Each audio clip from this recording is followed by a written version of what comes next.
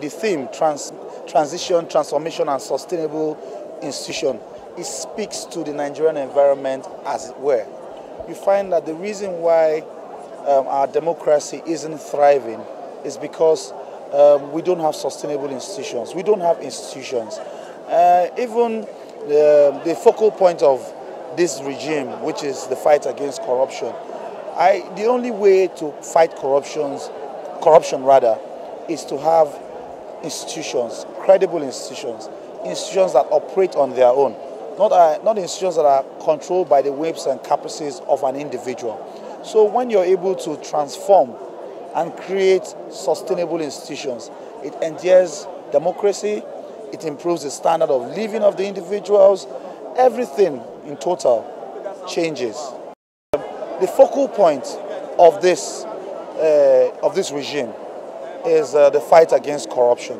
But the fight against corruption itself cannot be achieved without credible institutions. So if you transform, if you're able to transit and transform our institutions to sustainable institutions, you can be sure that things such as poverty would be eradicated, things such as security would be improved, because you know that it will no longer be at the whims and caprices of an individual. An IG will not just back out orders, because of course there are rules, there are procedures that must be followed. The president will know, the EFC, for example, the EFC chairman, who is appointed by the president and controlled by the executive more or less, should be independent to the point that anybody can be investigated. It doesn't matter whose ox is God. I'm only speaking about this now from the security angle.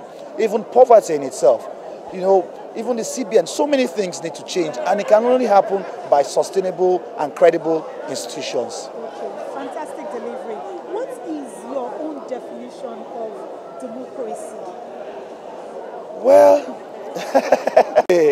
for me, democracy, I wouldn't want to borrow a leaf from what we were taught when we were quite younger, okay. But looking at democracy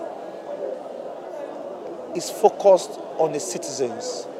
It is the citizens' right to determine how they live, who leads them, and in what way they lead them. You see, and I would say that Nigeria has a lot to do in terms of being able to develop a credible democracy and sustainable democracy. We need to start first from our constitution.